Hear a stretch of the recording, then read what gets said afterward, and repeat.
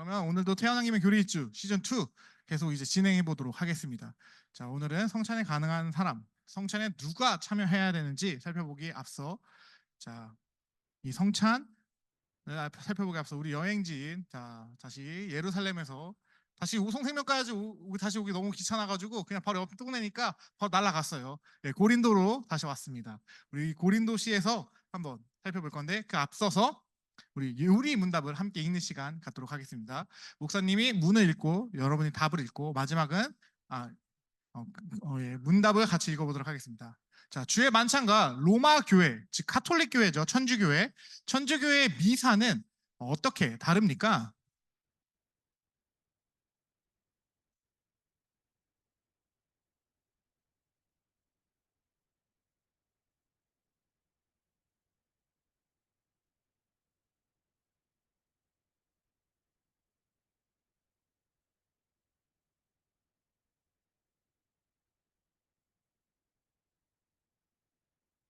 말이 좀 세죠. 당시 종교 개혁 시대였기 때문에 카톨릭을 너무너무 싫어해가지고 이제 마지막 부분에 뭐 저주받은 우상입니다까지 얘기하고 있는 건데, 뭐 그래요. 어쨌든 우리가 미사식으로 성찬을 대하면 안 됩니다. 그거 얘기해주고 싶은 거예요. 자, 계속해서 그렇다면 누가 주의 성찬상에 참여할 수 있습니까?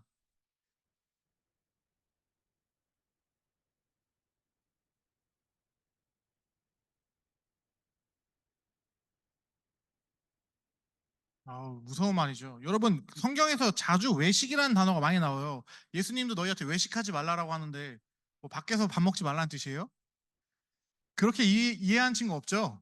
목사님은 여러분 나이 때 왜 맨날 외식하지 말라는 거지? 난 외식하는 거 좋아하는데 이렇게 생각을 했었는데 그 외식 아닙니다. 겉으로 드러나는 있어 보이는 척 하지 말라는 거예요. 그거 꼭 기억해주고, 자, 그렇다면 마지막으로 자신의 고백과 생활에서 믿지 않음과 경건치 않음을 드러내는 자들에게도 이 성찬이 허용됩니까?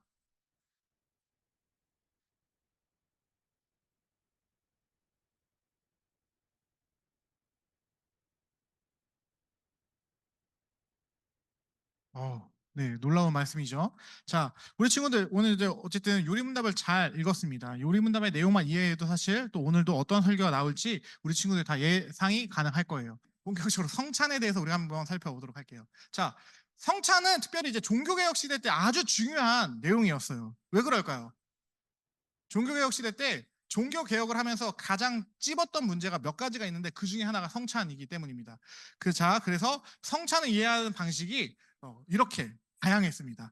카톨릭, 루터교회, 그다음에 개혁교회, 제세례파 등등등으로 각 교회들마다 성찬을 이해하는 방식이 아주 다양하게 존재했어요. 자, 그럼에도 불구하고 종교 개혁을 통해서 태어난 루터 이후에 만들어진 개혁 교회들, 개신 교회들은 기본적으로 카톨릭이 말하는 성찬 이해는 반대하고 있었어요. 왜 그랬느냐? 사실 이 부분은 너무나도 자주 말했고, 심지어 우리가 읽었던 하이델베르크 요리문답 80문에 정확하게 잘 나와 있기 때문에 간단하게 말하면 미사 자체를 제사 의식으로 행동하기 때문에 그걸 반대했다라는 것을 기억만 해주면 됩니다. 왜냐하면 자, 미사가 제사가 되면은 여러분은 정확하게 이렇게 되는 거예요. 히브리서의 말씀을 반박하는 겁니다. 히브리서는 분명히 예수께서 단번에 제사로 모든 것을 끝냈다라고 이야기를 하고 있는데, 우리가 계속해서 뭐 성찬을 통해서 아니면 무슨 예배를 통해서 제사를 드린다라고 이야기를 하게 되면 히브리서가 이야기하고 있는 진리의 말씀을 우리가 배격하는 거기 때문에 우리의 생각은 그것과 충돌하지 않게 해야 한다라는 이야기를 해주려고 하는 겁니다. 그래서 성만찬과 예배를 제사로 이해하지 않는 우리 친구들이 되라고 목사님이 이런 관련된 주제가 나올 때마다 친구들에게 말을 해주고 있었어요. 반드시 기억해 주기 바랍니다. 왜냐하면 우리가 만약에 모르고 했다라고 할지라도 그런 식의 예배를 드리고 그런 식의 성찬에 참여하게 되면은 그리스도의 십자가의 죽으심을 무색하게 만드는 행동이기 때문에 우리가 반드시 그 부분은 기억해야 한다라는 겁니다. 자, 그렇다면 로마 카톨릭은 뭐 그렇다고 쳐. 어차피 우리는 이제 로마 카톨릭이 떨어진 지 500년이나 지났으니까. 그러면 본질적인 개혁교회에서 말하고 있는 성찬이란 무엇인지 살짝 살펴볼 건데, 사실 이것도 지난주에 살펴봤던 내용이에요. 그런데 분명히 우리 친구들 중 그 누구도 지난주의 내용을 기억하고 있지 못할 것이라는 확신이 있기 때문에 한번 다루고 다시 넘어갑니다. 자, 개혁교회에서는 성찬을 뭐라고 얘기했느냐? 기억나요? 그쵸, 기억 안 나죠? 상징물이라고 했어요. 상징물. 어떤 뜻이냐? 이거 진짜 예수님의 피와 살이 되는 것이 아니라 그것을 기억나게 하는 물건이다라는 것이죠. 그래서 이 물건을 사용하셔서, 이 물건은 그냥 빵과 포도주일 뿐이지만 이걸 사용하셔서, 라유라, 누가 사용하시지 이거를? 성부, 성자, 성령 하나님께서 사용하셔서 우리에게 동일한 은혜, 그리스도가 십자가에서 죽고 살아나신 동일한 은혜를 우리에게 끼친다라고 해서 이것을 종교개혁자 칼빈은 영적 임재라고 이야기했던 겁니다. 이번 주 문제였죠. 기억하고 있어요? 이번 주 문제가 이 내용이었습니다. 개혁주의에서는 왜 영적 임재라 이해하느냐? 그냥 빵과 포도주일 뿐이지만 성령 하나님께서 이것을 사용하셔서 우리에게 그 은혜를 충분히 누리게 해주시고 심지어 그리스도로부터 많은 것들을 받아 누릴 수 있게 해주기 때문에 이걸 영적 임재다라고 이야기했던 거예요. 자, 이거를 또 이제 쉽게 설명해 보고자 목사님이 가져온 게 있습니다. 여러분 영상통화 해봤어요? 영상통화 하면 어떤 느낌이에요? 전화통화보다 훨씬 더 그 사람이랑 같이 있는 느낌이죠. 그러지 않아요? 라이브 말해줘. 그러지 않아? 귀찮아? 아, 그래, 귀찮을 수 있어요. 왜냐면 얼굴을 봐야 되기 때문에 더 귀찮은 거예요. 자, 별아. 영상통화 해봤어? 영상통화 해봤지? 목사님 왜 계속 부르는 줄 알아? 너가 지옥에 떨어질까 무서워서 너 핸드폰 쓸 때마다 널 부르는 거야. 난 널 살리기 위해서. 널 사랑한다. 자, 우리가 영상통화를 하는 이유는 그 상대방과 실질적으로 더 연결된 느낌을 받기 위해서 그런 겁니다. 그렇죠? 그래서 목사님이 요즘에 최근에 영상통화를 참 자주 해보려고 노력해요. 왜일까? 해유리를 제가 보려고 하는 건 아니고요. 우리 부모님이 인천에 사세요. 너무 멀죠? 우리 부모님 해유리 보고 싶어도 잘 못 봐. 그래서 내가 영상통화를 통해서 해유리의 얼굴을 보여주려고 합니다. 진짜 부모님 많이 아쉬워하시긴 해요. 제가 인천에 살다, 우송에 살다 보니까 여기 뭐 3시간 정도 걸리니까 너무 못 보니까 이제 영상통화를 통해서라도 우리 해유리의 얼굴을 좀 보여주려고 하고 있어요. 감사합니다. 이와 마찬가지로 우리 부모님이 이 영상 통화를 통해서 해율이 얼굴을 이렇게 보게 되면은 실제로 해율이를 만나고 있는 것처럼 느낄 수 있다라는 거예요. 이것과 마찬가지로 우리가 성찬을 통해서 예수님과 영적으로 이제 연결되는 고리가 된다라는 의미가 있다라는 거 기억해 주면 좋을 것 같습니다. 자, 여러분이 그렇기 때문에 반드시 성찬이 진행될 때마다 그분의 사랑과 그분의 은혜를 깊게 느끼고 깨닫는 시간이 되어야 한다라는 거예요. 이게 지난주 설교였어요. 기억나요? 안 왔으니까 기억 안 나지. 그렇지. 그래서 목사님이 알려준 거야. 기억하고 있어. 자, 그래서 우리가 이 성찬을 받기를 간절히 소망해야 하는 겁니다. 이 성찬에 참여할 수 있는 자격을 가지려고 노력해야 되는 거예요. 그게 뭐죠? 세례 받아야 돼요. 세례 교육을 받고 그리스도가 도대체 누구인지를 온전히 이해한 사람이 이걸 받았을 때 그걸 누릴 수 있는 거예요. 아무것도 없이, 아무 생각 없이, 목사님도 마찬가지였지만 그냥 지나가면서 주는 떡 받아 먹고 맛있다 이러고 포도주 마시고 이게 술인가 이러면서 지나가면 아무 의미 없는 그냥 쓸데없는 시간이 된다고요. 그러니까 우리가 이것을 반드시 기억하면서 성찬에 참여했으면 좋겠습니다. 그럼 이제 진지한 질문을 해볼게요. 이걸 반드시 경험하게 간절히 축복하는데 우리 친구들 성찬을 통해서 진짜 이 은혜 누리고 있습니까? 여러분 성찬에 참여할 때마다 그리스도의 죽으심과 부활하심이 그 놀라우심이 실질적으로 여러분의 마음을 강타하고 있어요? 건우야, 아직 한 번도 안 해봤지만 이거 참여하면 너가 경험할 수 있을 것 같아? 그치? 왜 경험하지 못할까 우리는? 실질적으로 우리가 그것이 무엇인지 모르기 때문에 그런 거예요. 여러분이 그것이 무엇인지 알아야 되기 때문에 이 성찬에 참여할 때 그것을 느낄 수 있어야 한다는 겁니다. 물론 이제 성찬 자체는 좋은, 예수님이 만드신 가장 좋은 교육이지만 그 교육이 그냥 아무 의미 없이 흘러가는 시간이 아니라 개혁주의에서는 이 교육 시간이 여러분에게 실질적으로 의미가 있었으면 좋겠다라는 생각이 있어서 그 당시에 성인이라고 생각되는 나이인 만 14세 이상의 친구들에게 이것을 베풀었던 겁니다. 스스로 이것을 판단하고 생각하고 교리적인 공부가 끝나서 이 성찬이 나에게 이런 의미구나라는 것을 받아 누릴 수 있는 이들에게 베풀어졌다라는 겁니다. 바로 성찬은 올바른 자세를 가진 사람들에게 베풀어진다라는 것이죠. 우리가 이 올바른 자세를 알아야 합니다. 그래야지만 우리가 그 성찬을 참여할 때 놀라우신 그리스도의 사랑을 누릴 수 있다라는 것이죠. 자, 하일드베르크 요리문답은 간단하게 말하면 성찬에 참여할 자세 이렇게 얘기합니다. 자신들이 참으로 용서받은 죄인임을 믿고서 계속해서 좀 더 주님의 뜻에 가까이 가려고 하는 자들에게 성찬을 베풀어라 라고 말하는 거죠. 이걸 다른 말로 하면은 참 신자라는 말이에요. 이번에 제자반을 하면서 한 친구가 저한테 물어봤어요. 목사님이 말씀하시기를 구원받는 자와 구원받지 못하는 자가 정해져 있다라고 한다면 그럼 교회 안에도 구원받는 자와 구원받지 못하는 자가 있는 것입니까? 라는 질문이었어요. 아주 수준 높은 질문이죠. 네, 맞는 말이에요. 그래서 예수님께서 말씀하신 게 그겁니다. 너희가 가라지를 조심해라. 가라지는 교회 바깥에 있는 사람들에게 예수님이 말씀하신 내용이 아니에요. 교회 안에 있는 이들에게 말씀하신 내용이지. 즉, 참 신자라는 표현은 예수님의 표현으로 하면 미랄이란 표현입니다. 하나를 진짜 알고, 참 알고만 이것을 누릴 수 있다라는 겁니다. 물론 목사님은 간절히 원하고 믿는 것은 우리 여기 앉아있는 모든 친구들이 가라지가 아닐 것이라 믿어 의심치 않습니다. 그렇게 되게 간절히 소망하고요. 어쨌든 교회 안에 그런 존재가 존재할 수 있다라는 거예요. 그렇기 때문에 이제 교회에서는 최대한 그 가라지들이 이 주의 만찬을 더럽히는 것을 방지하기 위해서 하일데베르크와 종교개혁자들과 그리고 개혁주의를 가르치던 많은 사람들은 자신의 신앙을 고백하는 세대 교인들, 즉 입교인들을 대상으로만 성찬을 베풀어야 한다라고 이야기했던 겁니다. 이게 허들이 높은 이유가 거기 있는 거예요. 아무에게나 베풀면 참 좋겠지만 그러지 못하는 이유가 이 주의 거룩한 언약의 만찬을 함부로 주는 것이 맞겠느냐라는 고민이 있었기 때문에 우리 선배들은 이런 결정을 내렸다는 겁니다. 그렇다고 해서 뭐 굳이 그래야 된다라고 말은 또 할 수 없을 것 같아요. 목사님은 확실히 이거의 교육적인 효과가 크다라고 또 생각하는 사람이기 때문에 될 수 있는 한 우리가 다양한 형태로 이 성찬을 여러분에게 참여할 수 있게 인도해 주는 것도 중요하다라고 생각을 합니다. 그러나 이 본질적 의도가 무엇이었는지 우리가 기억하자라는 거예요. 여러분이 진짜 참으로 그리스도를 나의 구주로 인정하고 내가 힘들고 외롭고 지치고 괴로울 때 그분으로부터 위로를 얻고 있는 사람들, 심지어 그분과 함께 동행함으로 말미암아 내 삶이 나의 상황과 환경에 따라서 즐겁고 기쁘고가 감정의 기복이 생기는 것이 아니라 모든 상황 가운데서 예수님으로 말미암아 항상성을 유지할 수 있는 사람들, 그리고 그것을 바라는 사람들에게 성찬을 주자라는 거였다라는 생각을 가져야 한다는 겁니다. 그래서 우리가 참신자의 자세를 가져야 되는데 그럼 참신자의 자세는 무엇인가? 하이데베르크 요리문답은 이렇게 말합니다. 먼저 죄에 대해서 명확한 인식이 있어야 된다. 내가 죄인이라는 사실을 반드시 알지 못하는 사람은 성찬에 참여할 수 없다라는 겁니다.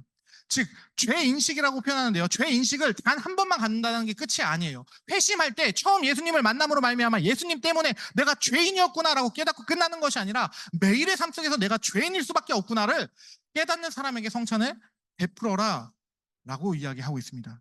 그러면 죄인만 깨달으면 될까요? 우리 죄인이에요, 여전히? 재영아, 너 죄인이해? 그렇지, 우린 죄인이긴 한데 예수님이 너한테 뭘 주셨어? 자신의 이응으로 시작하는 건데 자신 의를 주셨어요. 자, 그래서 이거를 뭐라고 했죠? 이신 칭이라고 했어요. 즉 우리는 예수님으로 말미암아 내가 여전히 죄인이지만 그리스도의 은혜로 말미암아 의를 얻은 사람이다라는 겁니다. 즉 반대로 내가 죄인이라는 것을 반드시 인식해야 되지만 동시에 그럼에도 불구하고 이런 나 같은 죄인을 그리스도께서 은혜로 구원해 주셨구나라는 기쁨의 감격이 있는 사람만이 성찬에 참여할 수 있다라고 이야기하고 있다라는 겁니다. 우리는 반드시 기억해야 합니다. 이런 의미가 있기 때문에 성찬과 세례는 서약과도 같은 거예요. 내가 예수를 위해 살겠습니다. 내가 예수의 그 은혜 가운데 감격 가운데 살아가겠습니다. 라는 고백이 있어야 한다는 겁니다. 우리 친구들이 이런 마음을 가졌으면 좋겠어요. 이 성찬이 얼마나 귀한 것인지 그리스도의 은혜가 얼마나 감격스러운 것인지를 매일매일 깨달았으면 좋겠다라는 겁니다. 근데 그거 하려면 어떻게 해야 돼요? 일주일에 한번 설교만 들으면 다 끝나요? 그러면 가장 좋은데 일주일에 한번 설교 한 번으로도 이제 교육되면 너무너무 좋은데 우리가 그러지 못하잖아요. 그렇기 때문에 뭐 담당 목회자에게 질문한다든지 아니면 검증되어 있는 신학 서적을 통해서 그 책의 내용을 통해서 그리스도를 바라보는 방식이 무엇이구나를 바라본다든지 아니면 성경책을 묵상함으로 말미암아 왜냐면 성경이 어쨌든 원서니까요.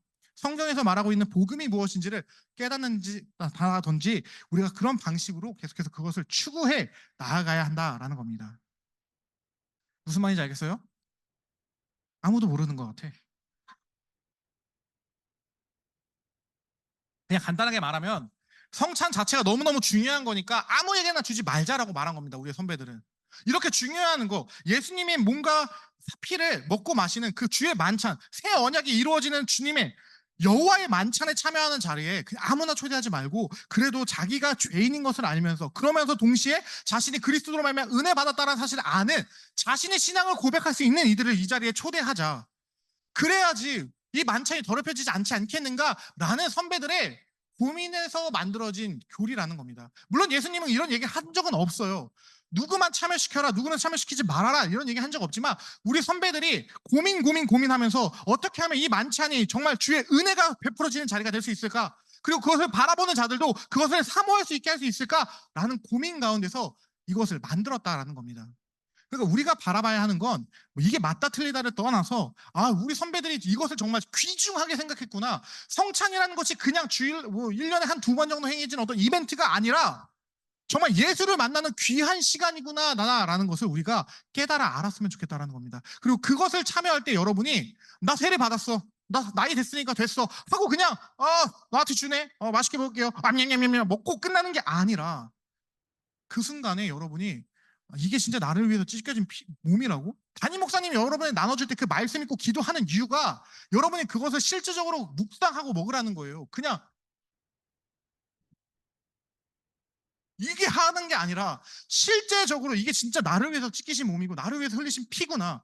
심지어 나를 위해서 새 언약을 보증하기 위해서 뿌리신 그 언약의 피구나 라는 것을 깨달아 알기 원했다라는 겁니다. 그래서 여러분이 성찬에 참여할 때 준비하는 마음을 가져야 합니다. 한번 물어볼게요. 윤석열 대통령이 오늘 갑자기 여기 온대요. 뭐 윤석열 대통령 아니더라도 뭐 문재인 전 대통령님이 온다라고 쳐보자. 뭐 갑자기 역대 대통령들이 다 같이 오시겠대. 여러분 그러면은 슬리퍼 찍찍 끌면서 막 티셔츠 그냥 헐렁헐렁거리는 거 입고 올 거예요? 그렇게 입고 올 수 있는 사람도 있겠죠. 근데 보통 사람이라면 뭐야 역대 대통령 살아계신 역대 대통령들이 여기 오신다고 하면서 자기 어쨌든 깔끔한 옷을 입고 오겠죠. 왜? 그 사람에 대한 매너니까. 그 사람이 가지고 있는 뭐 자기가 뭐 정치적으로 좋아하든 싫어하든 간에 어쨌든 간에 그 사람이 가지고 있는 권위라는 것이 있기 때문에 그 권위에 상응하는 나도 뭐 드레스 코드를 맞춰서 입고 오는 게 매너잖아요. 그 얘기하는 겁니다. 우리가 인간 대통령, 인간적인 어떤 뭐 회장님, 뭐 이재용 회장을 만난다고 치다. 목사님 이재용 회장을 만나기로 했어. 갑자기 내가 뭐 삼성에 뭐가 돼가지고 그럼 목사님이 갑자기 막 슬리퍼 찔찔 끌면서 막 다 늘어진 티셔츠에 회오리 침 다 묻은 상태로 갈까? 그럼 이재용이 나 만나줄 거야? 이재용 회장님 나 안 만나줄 거야? 우리가 그 얘기하는 겁니다. 사람 회장, 사람 대통령, 대단한 누군가, 인간적으로 성공했다라고 말하는 그 누군가를 만날 때도 우리가 자격을 갖추고 가려고 하는데 왜 하나님께서 베풀어 주신 그 놀라운 만찬, 내가 너희를 위해서 모든 걸 내어줬다라는 그 상징적인 만찬에 참여할 때 아무 준비하는 마음 없이 참여하냐라는 거예요. 그래서 성경은 우리에게 이렇게 말합니다. 사실 목사님이 자주 이런 얘기 할 거예요. 자기 마음에 찔림이 있거나 죄가 있는 사람들은 성찬에 참여하지 않기를 바랍니다. 여러분 그 말 들으면 이런 생각부터 들죠. 나 이번 주에도 친구 뒷담 깠는데 나 이번 주에 막 약간 엄마 지갑에서 카드 좀 썼는데 이런 생각 들면서 그것 때문에 참여하지 말라는 거예요? 그 얘기를 하는 게 아니에요. 여러분 스스로가 나는 죄인이라는 생각이 없고 그리스도로 말미암아 구원받았다라는 그 은혜의 감격이 없는 상태로는 참여하지 말라는 의미인 겁니다. 왜냐하면 지난주도 말했지만 목사님도 매일같이 죄를 져요. 진짜 사실 오늘 설교하기 직전까지도 내가 지금 이 설교를 해도 되는 사람인가 라는 고민을 참 많이 했어요. 내가 누구보다 나를 제일 가까이에서 아는 사람은 참 나를 잘 알 텐데 정말 부족한 사람이고 연약한 사람이어서 실수도 많이 하고 그런 사람이란 말이에요. 근데 이 자리에서는 누구보다 거룩한 척하면서 하나님의 말씀을 막 와 이렇게 전하잖아요. 이게 얼마나 나 스스로에게 엄청난 그 부담감이고 그 자기의 그 정신적 착란을 일으키는지 너희는 진짜 모를 거야. 나도 이렇게 지금 못 살고 있는데 내가 지금 이 얘기를 해도 되는 건가? 이런 생각이 수도 없이 듭니다. 제가 내 친구들한테 물어봐도 다 똑같아요. 그럼에도 불구하고 이 시간에 이 설교를 하는 이유는 여러분에게 하는 게 아니라 1차적으로 나에게 하는 거예요. 내가 지금 진짜 그렇게 살고 있나? 내가 진짜 그 은혜를 경험한 감격한 사람인가? 내가 정말 그 은혜로서 내가 은혜를 베풀고 있는 사람인가?를 기억하기 위해서 먼저 하는 건데 우리가 그런 자세가 필요하다는 겁니다. 나 자신을 계속 살피는 자세. 한 번 구원받았다고 물론 이제 구원에 절대 탈락할 일은 없어요. 여러분이 한 번 예수님으로 말미암아 구원받았으면 하나님이 너 내 거야. 시계 고장났어요. 시계 고장난 거니까 시계 안 봐도 돼요. 지금 몇 시냐면 46분이야. 말해줄게. 자, 자, 무슨 얘기하고 있었는지 까먹었다.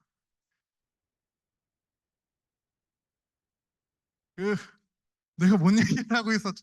자, 어쨌든 부족한 사람인데 그 하나님의 말씀을 더욱더 사모하고 따라가기 위해서 발버둥 친다라는 겁니다. 우리가 그런 자세를 가져야 한다는 거예요. 주의 만찬에 참여할 때도. 알겠죠? 자, 그렇기 때문에 성찬에는 참여하지 못하는 사람도 존재합니다. 자, 하일데베르크는 그래서 이 사람들이 이렇게 말하고 있어요. 성경과 하일데베르크는 간단하게 말해서 실천적 무신론자를 말합니다. 입으로는 예수 믿는데요. 입으로는 교회 나와요. 자, 집중! 다 고개 들어. 다. 여기에 해당하는지 안 해당하는지 너희 스스로가 판단해봐. 나는 교회를 다니는데 예수님의 말씀의 가치를 알고 있어요? 모르면 여러분 실천적 무신론자예요. 그 가치대로 살고자 하는 마음에 찔림이 있습니까? 그 찔림이 없으면 우리는 실천적 무신론자입니다. 이거 진짜 무서운 말이에요.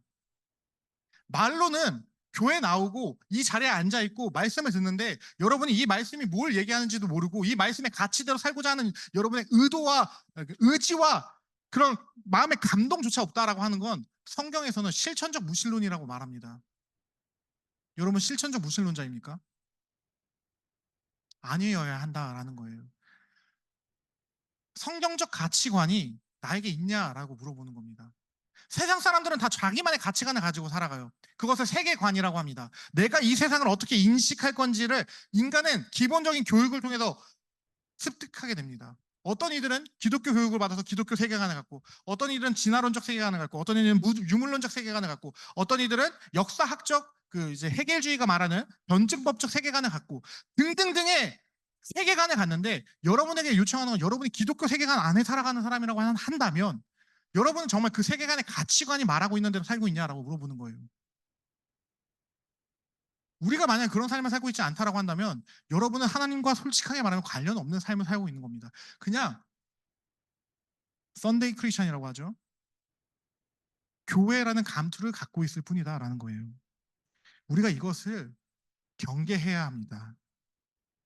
여러분이 반드시 그런 가치관을 알고 그 가치관대로 살아가고자 노력했으면 좋겠습니다. 바른 생활, 그래서 성례뿐만 아니라 기독교인에게 가장 중요한 건 바른 신앙 고백. 우리가 반드시 성경에 말하고 있는 올바른 진리가 무엇인지 아는 것도 중요한데 그것과 동시에 이 성경에서 말하고 있는 가치, 그 가치대로 살아내는 성경적인 삶이 우리에게 있는지가 중요한 거예요. 많은 기독교가 1번은 많이 추구했어요. 목사님이 가장 좋아하는 나라 네덜란드였는데 지금도 좋아하지만 네덜란드 한때는 개혁주의가 95%였습니다. 길거리에 나가면 다 개혁주의자였어. 근데 지금은 암스테르담에 교회가 없어요. 그들의 수도에.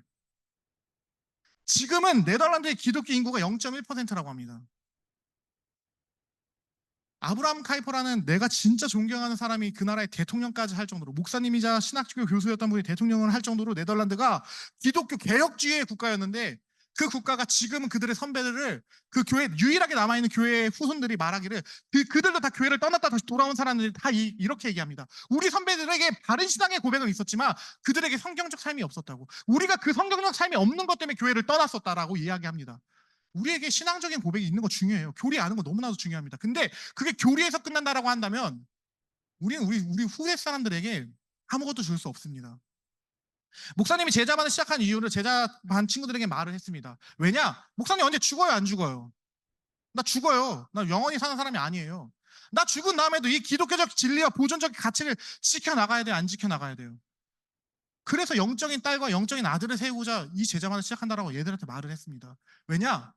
바울이 디모데를 세운 이유가 그거거든요. 자신의 영적 아들을 세운 이유는 바울이 죽더라도 바울 다음에 바울의 가치가 바울이 바라봤던 그 예수를 온전히 바라보는 이들이 이 땅 가운데 살아가기를 간절히 원했기 때문에 그걸 한 거라고요. 내가 그걸 지금도 제자반 한 이유도 그거고요. 내 제자를 만드는 게 아니라 예수님의 제자를 세울 건데 그것을 위해서 애들에게 내 모든 것을 내어주고 있는 거라고요. 왜냐? 난 어차피 죽을 거니까 내가 죽은 이후에도 이 땅 가운데 올바른 신앙적 고백을 하면서 올바른 성경적인 삶을 살아가는 이들이 분명히 있어야 하니까. 물론 내 딸이 내 육신적인 딸이 먼저 그 일을 해주면 좋겠지만 쟤랑은 나랑 30년 이상의 차이가 나니까 나랑 15년 정도밖에 차이 안 나는 친구들을 먼저 교육시켜서 내가 혹시나 혜율이를 교육하기 전에 갑자기 요절한다 할지라도 나이가 없어도 이 땅 가운데서 바른 신앙적인 가치관을 갖고 살아가는 이들이 존재하게 하기 위해서 이것들을 하는 거예요. 여러분의 하이데베르크 요리 문화가 가르치는 이유도 그겁니다. 이게 쓸데없는 걸 가르치는 게 아니라 내가 죽더라도 이 가치관대로 살아가는 사람들이 있기를 간절히 원하기 때문에 이 일들을 하는 거예요. 그게 선교사들이 목숨 걸고 복음을 전했던 이유고요. 우리에게는 그래서 이것이 반드시 필요하다는 것을 기억해야 합니다. 그런데 아마 이렇게 말하면 목사님 도대체 누가 신앙생활을 하고 성례에 참여할 수 있는 겁니까? 그런 사람이 교회 99% 중에 100% 중에 몇 퍼센트나 될까요? 이 목사님이 말한 대로 한다. 이걸 진짜 온전히 행하는 사람만 뭐 기독교인이고 성찬에 참여할 수 있다라고 하면 99%의 사람, 나 포함 99%의 사람은 다 제외될 겁니다. 목사님이 말하는 건 뭐냐면 그것을 바라보느냐라는 거예요. 바울도 그래서 여러분에게 그게 돼야 되라고 말하는 게 아니라 목표를 설정하고 달려갈 길을 멈추지 말아라고 말하며 예수 그리스도의 장성한 분량까지 자라나기를 너희가 발버둥치라. 너희가 예수의 흔적을 가지려고 하고 예수의 향기를 가지려고 해라 라고 바울 서신에서 목청 터져라 얘기하고 있는 이유가 그겁니다. 우리가 그거 완성했으면 우리 다 이미 하나님 나라에 있는 거지. 그게 불가능하니까 그 목표 지점을 바라보면서 발버둥 쳐라. 근데 너만 발버둥 치는 게 아니라 네 옆에 누군가 힘들어하고 있는 사람이 있으면 그 사람에게도 관심 가지면서 함께 하나님 나라를 만들어가기 위해서 함께 발버둥 쳐라라고 요청하고 있다는 것을 반드시 기억해야 합니다. 그래서 우리에게 중요한 게 나를 돌아보고 회개하며 그리스도의 공로, 십자가의 그 공로를 의지하는 삶을 계속 살아가고자 노력해야 한다라는 겁니다. 그게 우리 신앙인들에게 필요한 태도인 거예요. 여러분들이 그리스도를 그렇게 바라봐야 합니다. 어떻게 알아? 나 이번에 휴가 갔다가 차에 쳐가지고 대형 교통사고 나서 내가 죽을지. 그럴 때라도 나는 없어질지라도 너희가 나에게 이거 배운 대로 이 가치관대로 살아내주면 내가 하나님 나라에선 정말 큰 일을 한 거 아니겠습니까? 여러분이 이 가치관을 공유하는 사람이 돼야 됩니다. 나라는 사람이 중요한 게 아니에요. 우리에게 중요한 건 그리스도입니다. 그리스도의 가치관이 드러나는 교회 공동체가 중요한 거예요. 목사님이 말하고자 하는 그것이 무엇인지가 전달되길 간절히 바라며 설교를 마치도록 하겠습니다. 우리 성찬에 대해서 살펴보았습니다. 성찬은 예수님이 제정하신 놀라운 은혜의 통로입니다. 그렇게 우리는 예수님이 제정하신 놀라운 예식에 참여할 때 바른 자세를 기억하길 바랍니다. 그 바른 자세는 단지 성찬에 참여하는 자세가 아니에요. 우리가 신앙을 대하는, 우리가 성경을 대하는, 우리가 예수님을 대하는 태도라는 것을 반드시 기억해 주셨으면 좋겠습니다. 여러분이 그 삶을 소망하길 간절히 원합니다. 아무도 원하지 않는군요. 저만 원할게요. 여러분이 그런 삶을 소망하길 간절히 축복합니다. 자, 그래서 우리는 다음 주 어떤 내용을 살펴볼 것이냐? 그렇다면 과연 수찬을 정지시킨다고 하는데 교회에게 그런 권한이 있는 것이 맞는가? 즉, 천국의 문을 열고 닫을 수 있는 권세가 교회에게 있는 것인가, 교황에게 있는 것인가를 to be continued 다음 주에 살펴보도록 하겠습니다. 자, 그럼 오늘도 오늘 말씀을 기억하며 이렇게 기도하도록 하겠습니다. 성찬이 얼마나 큰 은혜의 잔치인지를 기억하며 바른 자세를 가지고 성찬에 임하는 이들이 되게 해달라고 함께 기도했으면 좋겠습니다. 그렇기에 이 성찬을 통해 예수 그리스도께서 부어주신 놀라운 은혜를 맛보는 삶, 그 삶을 살아갈 수 있도록 인도해 달라고. 여러분이 그 예수를 맛봤으면 좋겠어요. 여러분이 그 예수의 가치관을 깨달았으면 좋겠습니다. 그냥 입으로만 떠들어지는 이 설교 가운데에서만 떨어져지는 것이 아니라 실질적으로 그 삶을 가치관을 살아낼 수 있구나. 우리가 발버둥 치면 이 악함을 우리가 거부하고 이 악함을 정복할 수 있구나를 나와 함께하는 이 공동체를 통해 오송생명교회를 통해 여러분이 누렸으면 좋겠습니다. 함께 기도하겠습니다.